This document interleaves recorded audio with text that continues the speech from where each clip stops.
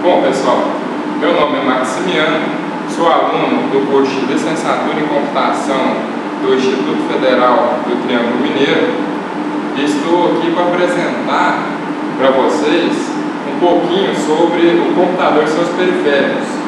O que tem de tão especial nesse equipamento tão usual no dia de hoje? O meu grupo é formado pela Graziele de Oliveira, o Givaldo Santana e o Carlos Humberto. Todos me ajudaram para fazer esse material para estar mostrando para vocês. Bom, o computador se divide em dois extremos. A gente tem dispositivo de entrada e dispositivo de saída. Nesse exemplo aqui, a gente tem um monitor, que é um dispositivo de saída, e as caixinhas de som multimídia, que é um dispositivo de saída. O dispositivo de entrada é tudo aquilo que vai fornecer informações para dentro do computador. Neste caso aqui, o teclado e o mouse. Mas também temos o scanner, temos câmeras digitais, pendrives, que ao mesmo tempo que são dispositivos de entrada, são dispositivos de saída, que você pode trazer informações para dentro do computador pelo pendrive, assim como retirar do computador e levar ao pendrive. Outro exemplo de dispositivo de saída são as impressoras.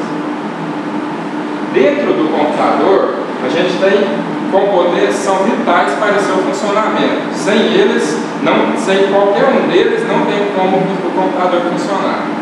Ele necessariamente tem que ser formado por esses cinco elementos. O primeiro deles é a placa-mãe, o segundo, o processador, não menos importante, a memória, e em quarto, o hard disk, ou disco rígido, e ainda a fonte de energia, responsável pelo funcionamento de todos os componentes.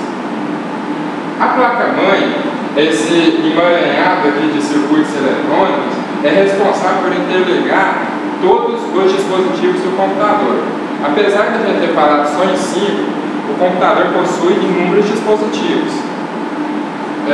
E nessa placa-mãe, a gente tem a entrada do processador, ele fica nessa posição, e ele é responsável pelo gerenciamento e processamento de todos os dados que circulam aqui. Nesses circuitos integrados, são, na realidade, caminhos que interligam os dispositivos. Esses caminhos é chamado de barramento. Aqui a gente vê o exemplo de processador. O processador foi evoluindo ao longo do tempo e hoje ele está possuindo esse formato. Esses monte de pontos aqui magnéticos vão se encontrar com pontos na placa-mãe. O processador, aqui em cima, ele vai ficar alocado nesse espaço. Bom, a memória é um dispositivo de armazenamento de informação temporária. Eu vou estar passando agora mesmo como isso aí vai funcionar num exemplo lúdico. A memória, ela se localiza na placa-mãe, nessa posição, nesses slots de memória aqui. Você vai estar encaixando. Essa memória, que é uma memória mais atual, ela já é DDR3. Essa memória também sofreu muita evolução ao longo do tempo. Hoje a gente já encontra pente de memória aí com mais de 8 GB. Antes, a gente tinha computadores, no passado não tão remoto, computadores aí que tinha 128 MB ou até menos que isso. A fonte de energia é responsável pela distribuição de energia do componente. O computador, como um componente eletrônico, necessita de energia para o seu funcionamento. Essas fontes possuem diversos modelos e uma fonte que segure a potência de um computador, ela necessita de watts. No caso desse exemplo específico, que é uma fonte de 400 watts reais, ela vai se ligar na placa-mãe através de cabos de energia, mais ou menos nessa posição, a placa-mãe, E desse ponto vai ser distribuído nos demais componentes, né, através dos circuitos impressos. O HD é a unidade física do computador de memória.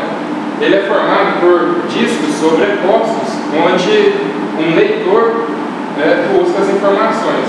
A maioria dos HDs atuais, principalmente os HDs mais comerciais, eles trabalham com rotação de 7.200. Ou seja, em cada minuto, esse disco gira a 7.200 rotações. Ele dá 7.200 voltas por minuto. Aqui ele está com a vista explodida. Na realidade, esse HD aqui ele é fechado hermeticamente. O HD vai se conectar para a placa-mãe através de um cabo flash e também necessita de energia. Bom, pessoal, um computador, quando a gente vai analisar ele, qual que é a funcionalidade, ele se compara ao funcionamento de uma biblioteca. Na biblioteca, as estantes de livro correspondem ao HD, onde todas as informações são alocadas. O bibliotecário que busca o livro nas estantes se compara ao processador.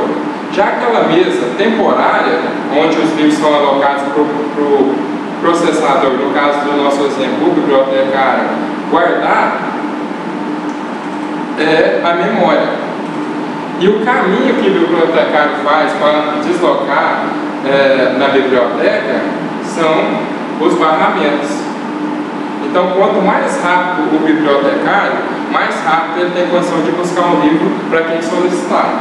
Então, quanto mais rápido é o processador, mais rápido ele vai interagir entre os componentes do computador, facilitando assim o bom desempenho.